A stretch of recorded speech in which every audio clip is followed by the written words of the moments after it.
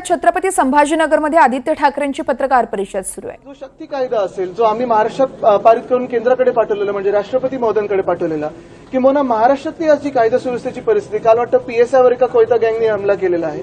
मग सत्ता कोणाची आहे महाराष्ट्रात?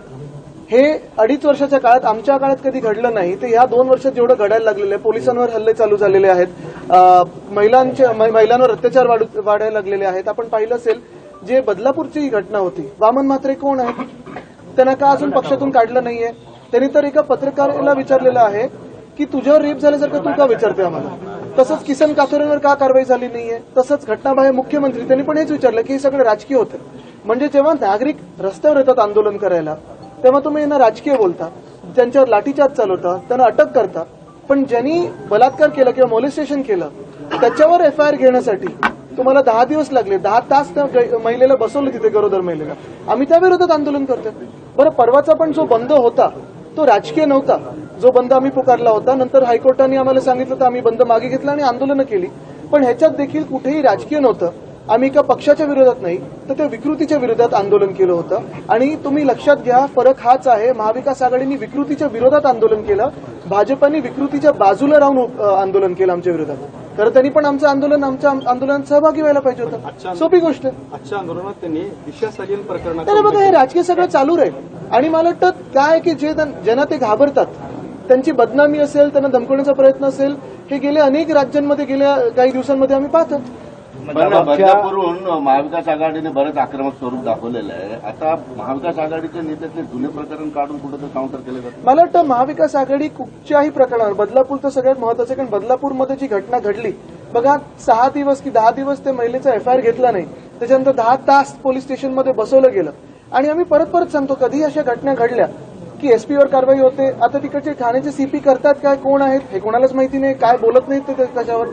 वामन मात्र कारवाई होणार आहे का जे त्यांनी विचारलं, मला वाटतं कुठच्याही पत्रकाराला हे पण विचारणं की तुझ्यावर रेप झालाय का, हा देखील गुन्हा असायलाच पाहिजे। बरं, या आत्ताच्या आंदोलनामध्ये बरं, काल एक मंत्री निर्लज्जासारखे बोललेले आहेत की हे सगळं होतच असतं, त्यांच्यावर आरोप होते म्हणून आम्हाला त्यांना काढायला लागलं होतं, त्यांच्यावर कारवाई होणार आहे का?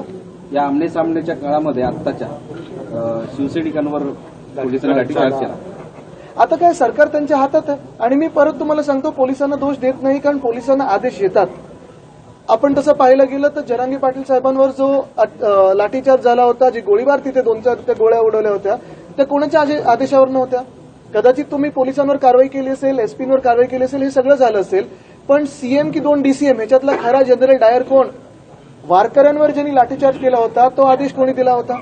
परवाच्या बदलापूरमध्ये जे आंदोलन करत होते सगळे स्थानिक नागरिक होते, त्यांना राजकीय बोलण्याची जी हिंमत आणि निर्लज्जपणा घटनाबाह्य मुख्यमंत्र्यांनी दाखवली, लाठीचार्जचा आदेश कोणी दिला होता हे कळू द्या। पण परिस्थिती चिघळत चाललेली आहे, आमने सामने पक्ष येत आहेत, बरोबर आहे। हे मी मध्ये पण सांगितलं होतं, बघा, आम्ही आंदोलन जे केलं होतं ते एक रिस्पेक्टफुली आंदोलन केलं होतं, त्यांची एसपी जी असते सगळं काही असतं, तरी देखील आम्ही बाहेर जी मागणी केली होती ती नीट मागणी होती। हे असली हे म्हणजे हुलिगिनिझम कोणी केलं नव्हतं, ही जी काही टोळी येते आणि काहीतरी करून जातं। बरं, हे सगळं काय करतात, पोलिसांना समोर ठेवतात आणि मागून सगळं आंदोलन करतात, वित्रट आहेत सगळे लोक। तुम्हाला 1 मिनिट सांगतो, सगळ्यात महत्वाची गोष्ट हीच आहे की आम्ही आंदोलन एका घटनेच्या विरोधात केलं होतं, राजकीय नव्हतं, आणि प्रधानमंत्री महोदयांकडे ज्यांच्याकडे देशाची जबाबदारी आहे त्यांना जाब विचारायला केलं होतं। आज आमच्या हातात काय द्या सरकार, मग आम्ही दाखवतो कायदा कसा असतो, शक्ती कायदा आम्ही पारित करून दाखवलेला।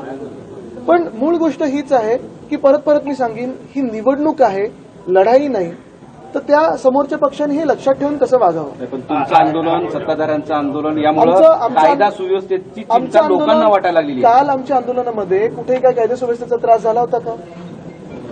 हे मला सांगा तुम्ही। आत्ताची आक्रमक आंदोलन करू नये हे मी कधीच बोलत नाही, आंदोलन करणं गरजेचं आहे आणि तो आपला हक्क आहे, प्रत्येकाला लोकशाहीत हक्क आहे। पण ते आंदोलन काय असायला पाहिजे, कसं असायला पाहिजे, कुठच्या स्वरूपाचं असायला पाहिजे, हे त्या पक्षांनी ठरवायला लागतं।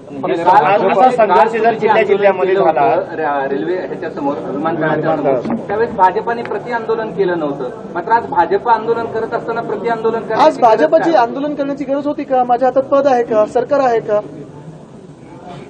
आम्ही ज्या गोष्टीच्या विरोधात आंदोलन केलं आणि प्रधानमंत्री महोदयांना आम्ही जो जाब विचारत होतो, काल त्यांना उत्तर द्यावं लागलं ना, त्यांनी उत्तर दिलंय।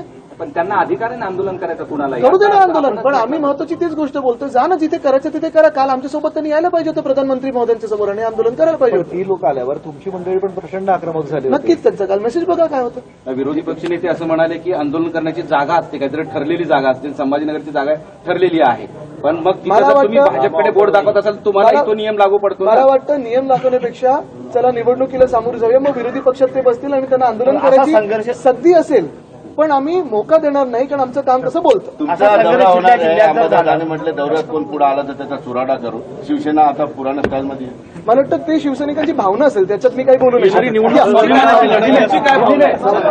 बदलापूर प्रकरणात दिरंगाई आणि हलगर्जीपणा झाल्याचं यावेळेस आदित्य ठाकरे यांनी म्हटलं आहे. बदलापुरातील घटना घडली, त्यात महिलेची तक्रार दाखल करून नाही घेतली, पोलिसांना शिवाय लाठीचार्जचे आदेश दिले जातात, अशा विविध विषयांवरती यावेळेस आदित्य ठाकरे हे बोलत होते.